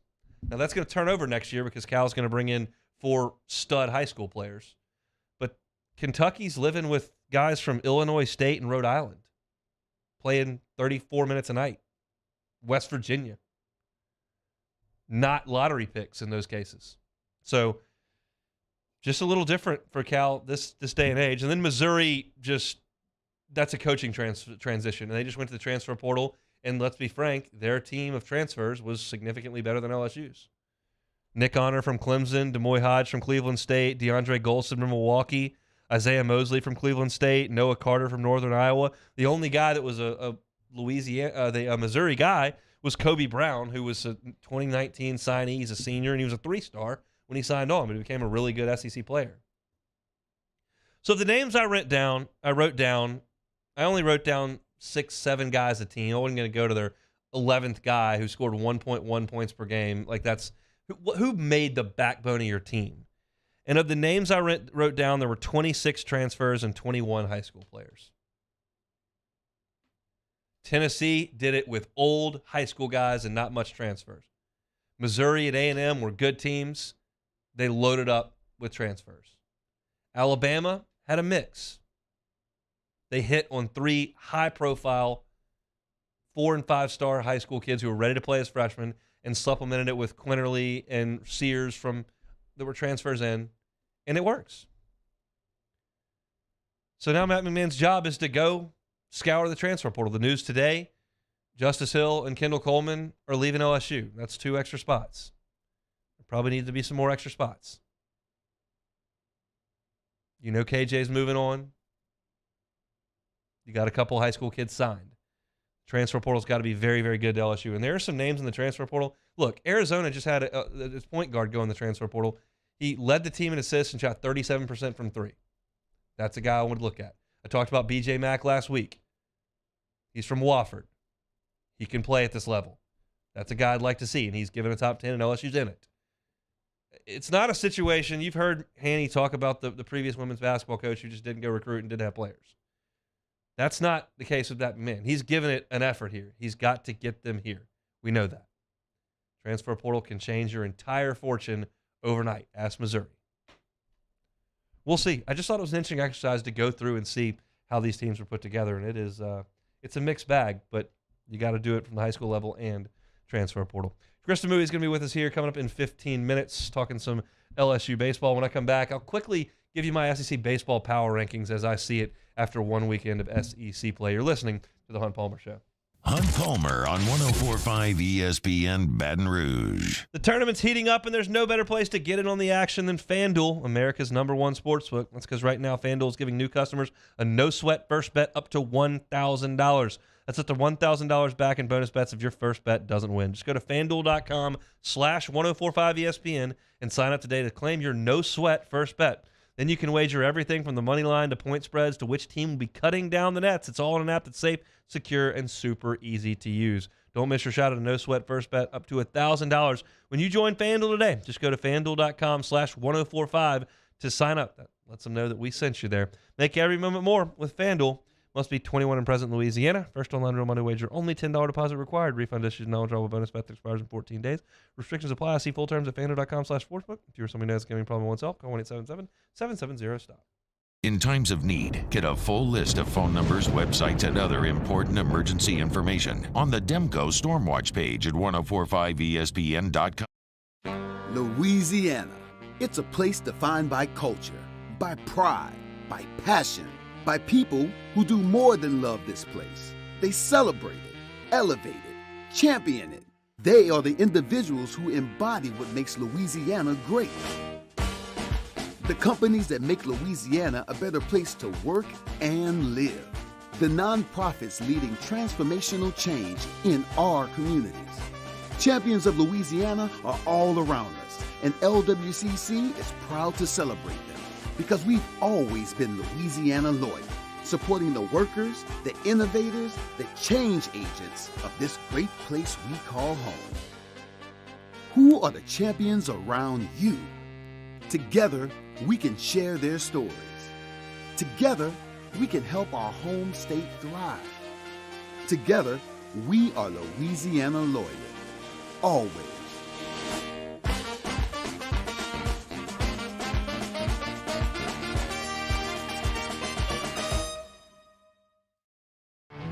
There it is, the extra mile, on the border of expected and extraordinary, for those willing to go further, like vans customized for work or play, with safety and tech to keep you connected, supported by a 5-star sales, service, and finance team, and backed by the 1-star you know.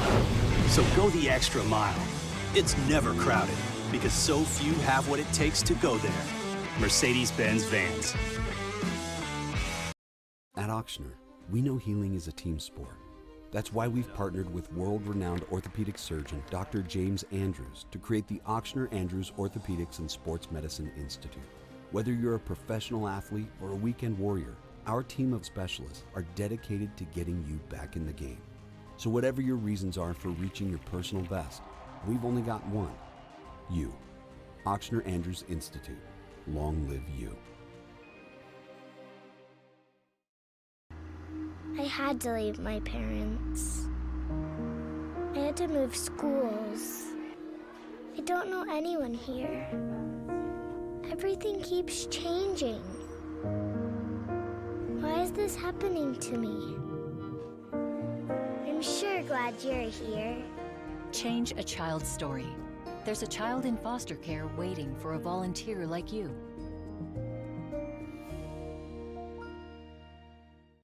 Hi, I'm Brandon Landry, founder and CEO of Walker. Hi, my name is Dr. Craig Green. This is Ryan Terrio with HUDCORoofing.com. Hey, it's Matt Moscona. No matter how big your commercial roofing job, HUDCO can help. My patients come to me because they trust that I can get the job done at a high level. Ryan Terrio and Richard Tilley have the same level of trust. Sandegriff. Join us for the Thursday edition of Hanny Time. Mike Scarborough from TigerBait.com joins us for an update on spring practice, and Ali Cosell from the Bird Rights on the Pels' last 10 games of the season. Hanny Time, noon weekdays, 104.5 ESPN Baton Rouge.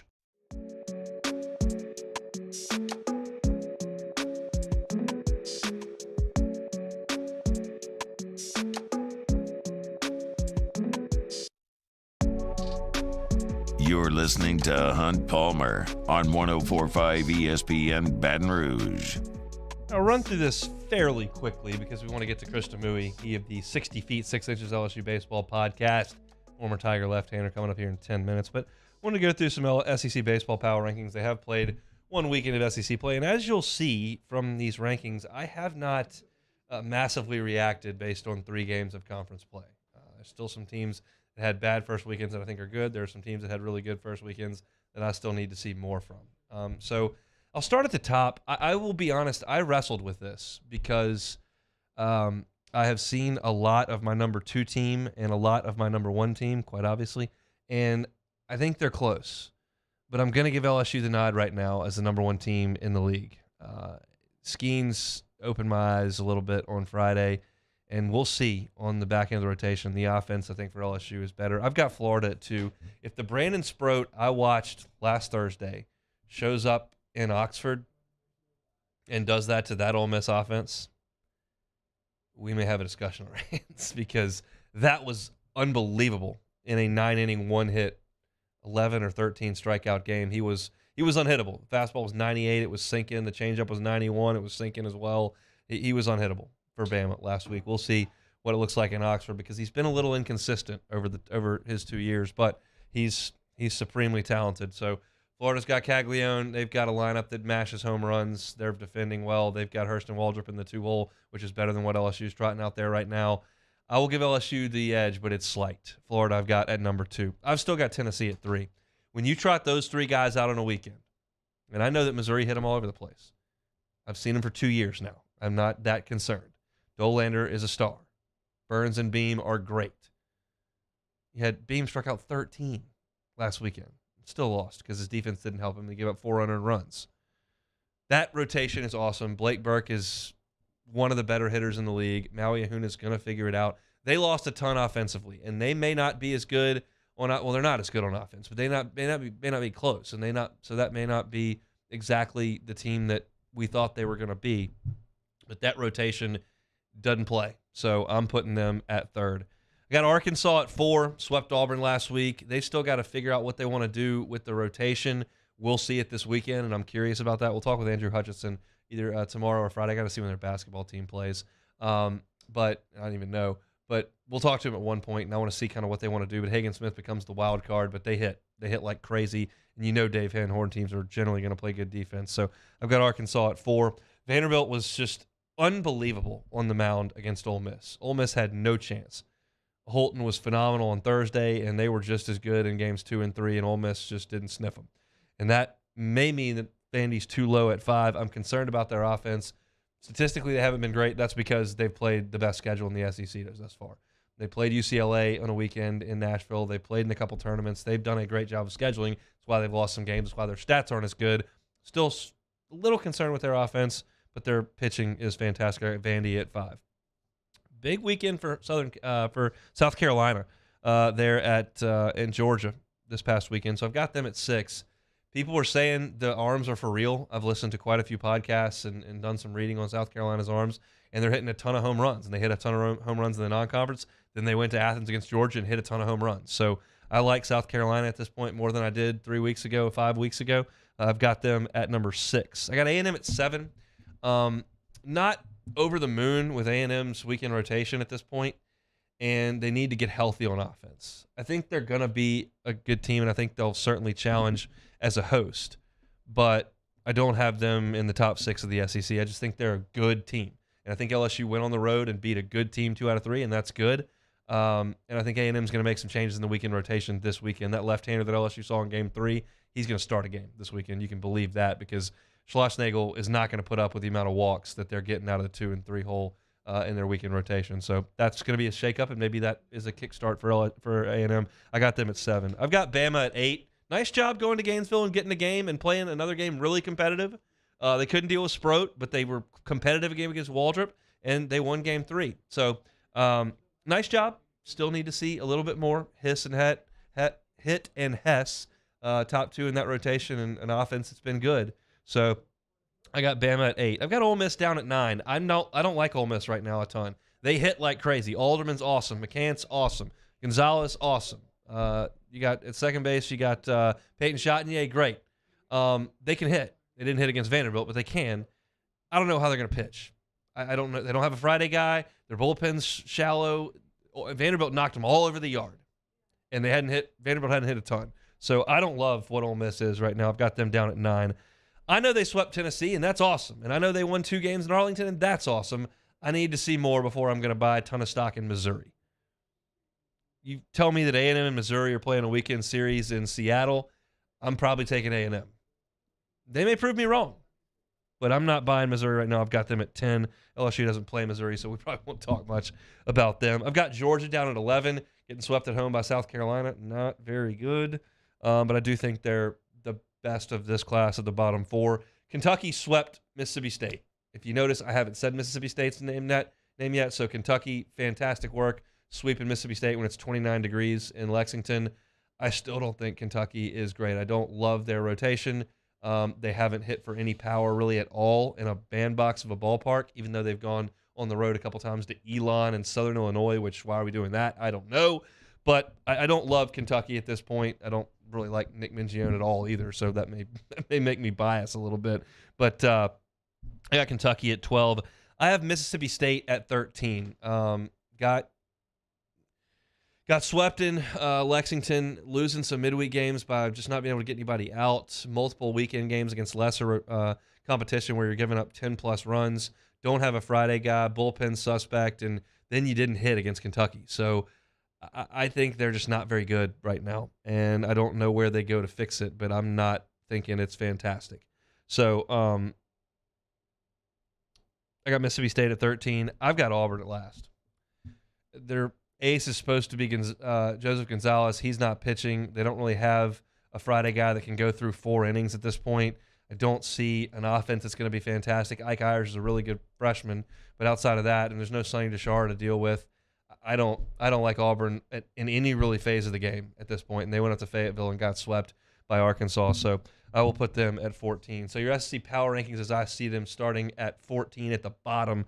I've got Auburn at 14, Mississippi State at 13, Kentucky 12, Georgia 11, Missouri 10, Ole Miss at 9. At number 8, we got Bama, Texas A&M 7th. At 6, South Carolina.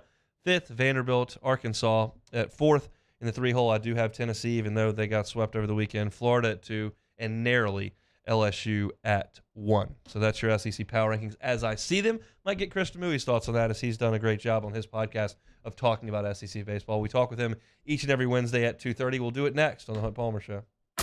This is Hunt Palmer. Our listeners fire off their opinions on the jimsfirearms.net hotline at 499-1045. Keep listening for your next chance to shoot us your thoughts with the jimsfirearms.net hotline on 1045 ESPN Baton Rouge.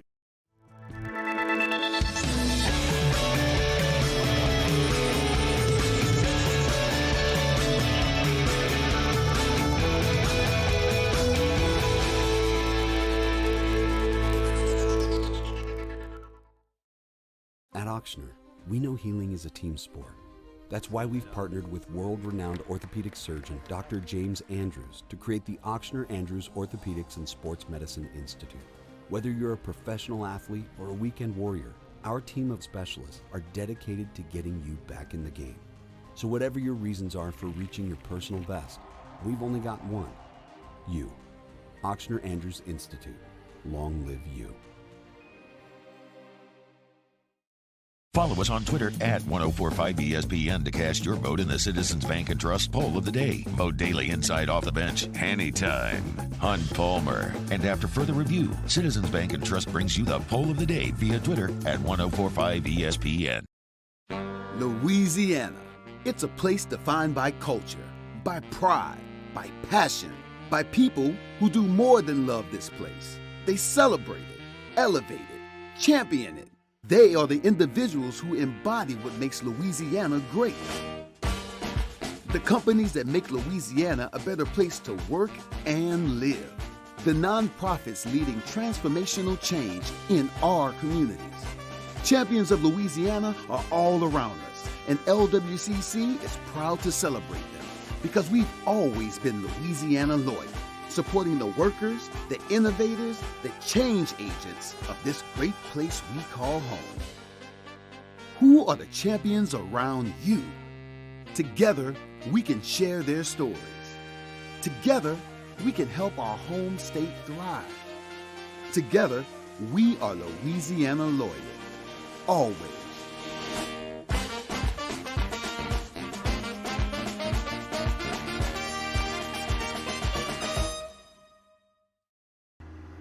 had to leave my parents. I had to move schools. I don't know anyone here. Everything keeps changing. Why is this happening to me? I'm sure glad you're here. Change a child's story. There's a child in foster care waiting for a volunteer like you.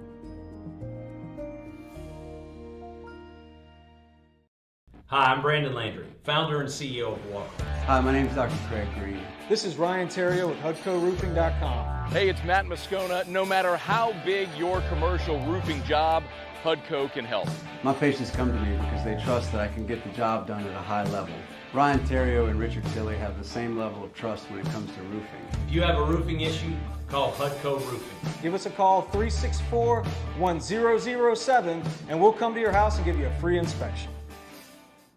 Gulf Coast Office Products is a nationally recognized Savin office equipment dealer based right here in Louisiana. Over 100 employees strong, Gulf Coast has the boots on the ground to support all vertical markets, from education, engineering, legal, and finance. With the latest in office technology, from desktop to production segment units, Gulf Coast and Savin have the perfect fit for you. Call 225-756-2644.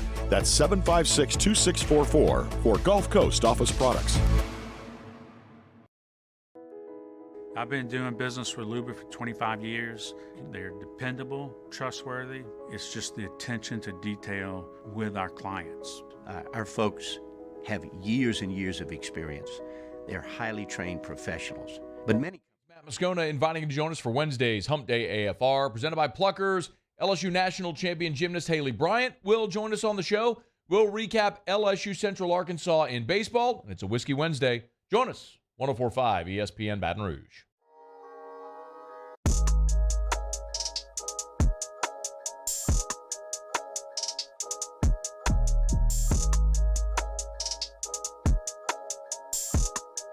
This is Hunt Palmer on 104.5 ESPN Baton Rouge. Every once in a while I get one right. I was going through my SEC Power Rankings there, and I got to Texas A&M at 7. I said, hey, the left-hander LSU saw in Game 3, he's going to start a game next week. And that was, of course, Justin Lampkin. Texas A&M 2 minutes ago just released their starting rotation against Tennessee this week. Sunday starter, Justin Lampkin. How about that? Speaking of left-handers, Chris Demui, 60 feet 6 inches podcast, joins us every Wednesday at 2:30. Joins us now on the Jim's Firearms Hotline. Chris, how are you? Doing good, hon. How you doing, man? Doing very well. I just ran through my SEC Power Rankings. I'll put you on the spot a little bit. Do you think LSU is the best team in the league? As of right now, yeah. Who would you have second? Florida. I'm right Off there the with top you. of my head, I would say, yeah, Florida, then probably South Carolina. Okay. And then, I don't know. I have to think about it a little bit longer. Yeah, I mean, you would need time. I had time to look at statistics and schedules and stuff, and I'm just doing it on the air with you. I still had Tennessee at 3, and I just believe when you throw those 3 arms out there every weekend, it's going to work out more than it's not, and it obviously did not against Missouri over the weekend. But what did you make of that result? Shocking. Yeah. I would say I was very surprised. You know, I was trying to catch some games on ESPN Plus and bounce around and whatnot. And I was keeping up with Tennessee's Twitter, and I couldn't believe it. I had to tune in for myself. And then the other one, I would say that was shocking. And then surprised was Ole Miss getting swept by Vanderbilt. Yeah. That was I know they have some arms, but that really surprised me as well. Yeah, I mean, the Revs just didn't hit, and you figure even though they're trying to figure out pitching that they would, in fact, hit. Yeah. I put Auburn last behind Mississippi State. I don't like either one of those teams right now. What do you make of those two SEC Western Division rivals of the Tigers? Yeah, so I had Auburn in my little SEC previews. I had them last just because I didn't really see what they returned. Nothing really scared me. I didn't think they had a lot of pitching. And then in terms of State, I thought they'd be a little bit better. They can swing it, but it doesn't look like they can pitch at all, really. They're really struggling. So and Kentucky took it to them on the weekend as well. So I agree with those rankings for sure. It's a long SEC season, 3 games, a short sample size, but I thought the Tigers got off to a pretty good start going to College Station. Your big picture after the disappointment in the last couple innings on Sunday? You know, not to be prisoner of the moment. We've talked about this before. Anytime you can take 2 out of 3 in the SEC, we'll take it, especially on the road. Little inconsistencies from Floyd and Hurd didn't last as long as I really wanted to see them. And then just LSU kind of lost it in the middle innings on Sunday. And I think some of that, well, a lot of that could probably be attributed to the guy you mentioned, Lampkin, and then Johnston coming on at the end. I mean, he was really good. So just a plethora of lefties that A&M threw out there. And I'm not going to say there wasn't a sense of urgency because I think every inning LSU tries to take advantage of it. But they just kind of lost it. And then in the end, a lot of free passes. And they were just kind of living on the edge on Sunday with regards to the pitching and how they were getting out of innings. And it just kind of came back to bite them. Those first 4 weeks of non-conference play, within reason, I'm a little bit more in tune to how you play as opposed to what the result is, winning and losing. You don't want to lose a lot, but I want to see how things work out. When you get to SEC, I'm counting wins. So I took a big positive from winning 2 of 3. However, I was disappointed, as you just mentioned, in Floyd and Hurd and what their outings looked like. What did you see from those two guys? I just saw, inconsistencies, and it seemed like they only had really one pitch working. I definitely felt like the zone on Saturday was tight for both teams. Both teams were a victim of it. Now, let's say Wansing, a lot of his pitches weren't close. So LSU did a good job of getting him out of the game. But I think it seemed like maybe, I don't know, Wes Johnson and the coaching staff and Floyd just made the decision they were just going to stick with the fastball and live and die with the fastball. And he just didn't really offer up too many other pitches and just kind of got into a little bit of trouble there. And then Garrett Edwards came in and did a great job. But on Sunday, once again, I think Hurd only really had command of one pitch. He threw a lot of changeups, didn't really see a slider. I don't think he had a feel for a slider. And it just seemed like a battle every inning. So it just seemed like those guys just had an off weekend, struggled with command a little bit. And usually that changes from weekend to weekend, but I don't expect to see that again at home versus Arkansas. Paul Skeens didn't struggle too much. I've been a little bit taken aback as to the comparisons that we've seen. Jim Schlossnagle went on Texags on Monday and said, "Yeah, I've seen Strasburg and Mark Pryor. He's better than both those guys." What do you make of that?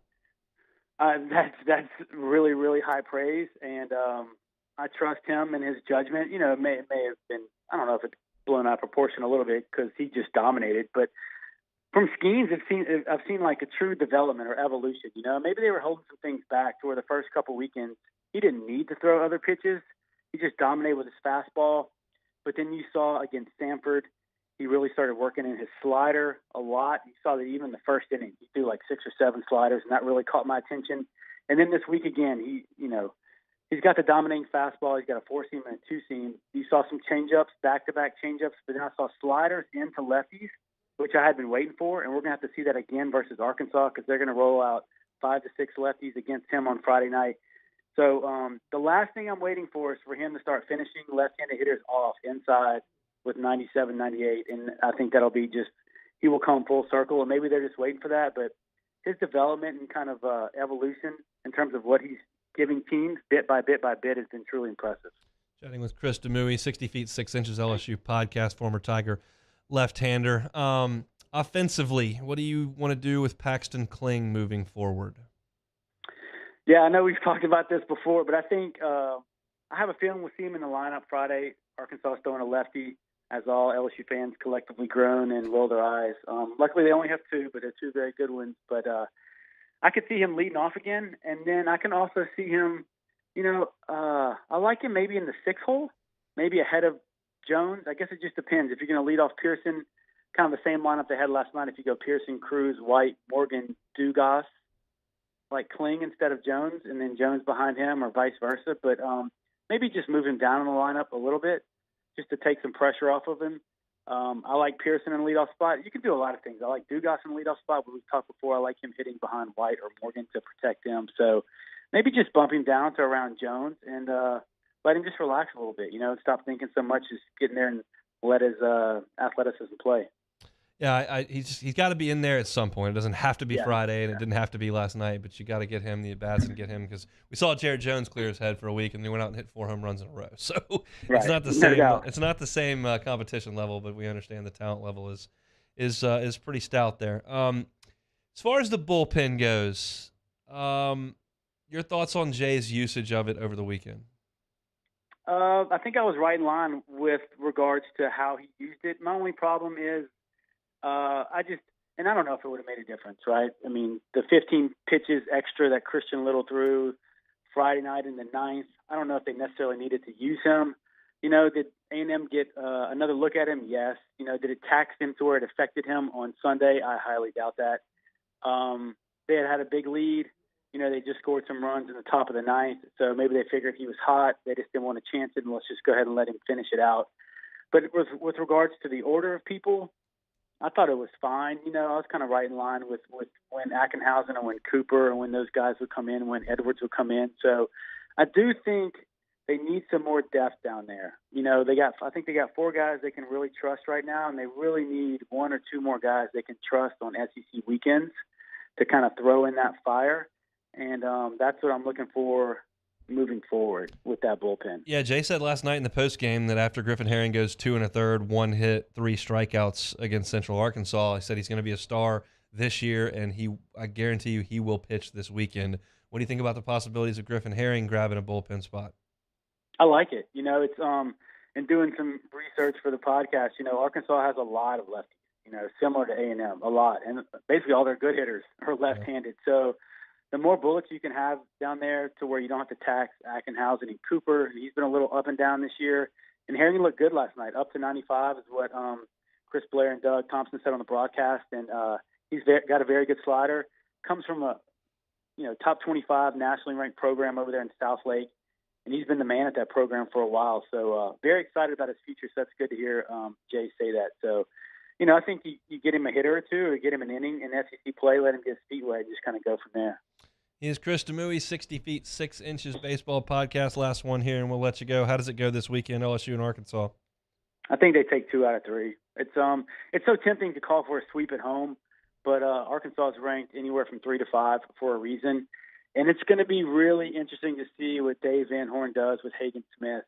I don't know if he's gotten into it today or maybe get into it tomorrow, but just moving him to the bullpen to where he is like a flex option to where he can come in and close, or he can even start Sunday if he's not used. It's going to be interesting. To me, the key is they've got to – I think they have a very thin bullpen, and I think they got to get those starters out of the game as soon as possible. So drive up their pitch count, which LSU is great at. They have a plan. They stick to it as a team.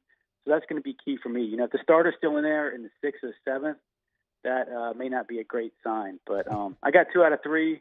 I think every game is going to be a heavyweight bout. It's going to be appointment viewing. It's going to be great baseball this weekend at the box. Should be a lot of fun. Can't wait to get out there. Chris Demui with us every single Wednesday. He's the host of the 60 feet 6 inches baseball podcast. Chris, we'll do it again next weekend. Thanks. Sounds good, Hunt. Thank you. Going to be crazy what goes on out at the box this weekend. Hopefully the weather does cooperate because that can throw a wrench into things pretty quickly. We'll take a time out. We'll close things up here. Wednesday edition of the Hunt Palmer Show. Hunt Palmer on 104.5 ESPN Baton Rouge. One Bath and Closets, onebathandclosets.com is the website. Go to onebathandclosets.com. You can see the testimonials. You can see some pictures of the great work that David Duvall and his team do. You can picture your dream bathroom. Make it a reality with One Bath and Closets. Look, they can do a full-scale renovation. They're one company. They're one contractor. You can make one call to One Bath and Closets, and they can help you out with a full-scale renovation of your bathroom. Or maybe you need something simple like a tub-to-shower conversion that changes the whole look and feel and functionality of your bathroom. Get a free consultation, David Duvall and his team. If your closet is too cluttered, you don't have the room, or you just don't know how to use the room, let David Duvall and his team come in and customize a closet to your needs. Cubbies, lights, drawers, shelves, the works. Tell them the Hunt Palmer Show sent you. They won't charge you to rip your current closet out. They won't charge you for the installation of the new one. Just charge you for the cost of the unit. OneBathAndCloset.com is the website. They promise you they'll do it right the first time and leave the competition behind. Find them at OneBathAndClosets.com. In times of need, get a full list of phone numbers, websites, and other important emergency information on the Demco Stormwatch page at 1045ESPN.com. At Auctioner, we know healing is a team sport. That's why we've partnered with world-renowned orthopedic surgeon Dr. James Andrews to create the Auctioner Andrews Orthopedics and Sports Medicine Institute. Whether you're a professional athlete or a weekend warrior, our team of specialists are dedicated to getting you back in the game. So whatever your reasons are for reaching your personal best, we've only got one. You. Auctioner Andrews Institute. Long live you. Louisiana. It's a place defined by culture, by pride, by passion, by people who do more than love this place. They celebrate it, elevate it, champion it, They are the individuals who embody what makes Louisiana great. The companies that make Louisiana a better place to work and live. The nonprofits leading transformational change in our communities.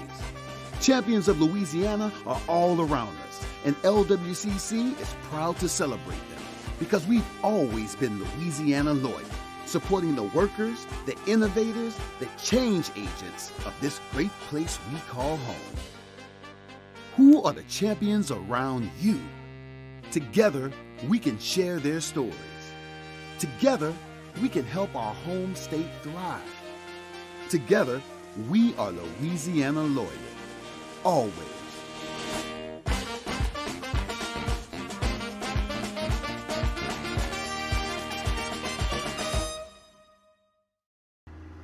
I had to leave my parents. I had to move schools. I don't know anyone here. Everything keeps changing. Why is this happening to me? I'm sure glad you're here. Change a child's story. There's a child in foster care waiting for a volunteer like you.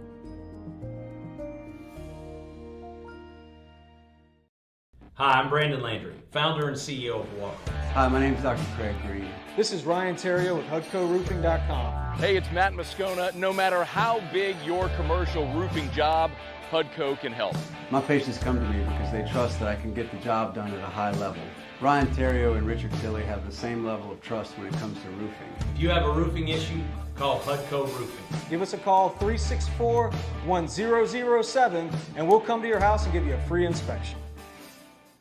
Gulf Coast Office Products is a nationally recognized Savin office equipment dealer based right here in Louisiana. Over 100 employees strong, Gulf Coast has the boots on the ground to support all vertical markets, from education, engineering, legal, and finance. With the latest in office technology, from desktop to production segment units, Gulf Coast and Savin. Jimmy Ott's Game Time, Wednesday from Roca Pizzeria on Government Street in Mid-City. All the picks for the Sweet 16 matchups and a lot more. It's Game Time from Roca on Government Street right here, 104.5 ESPN Baton Rouge.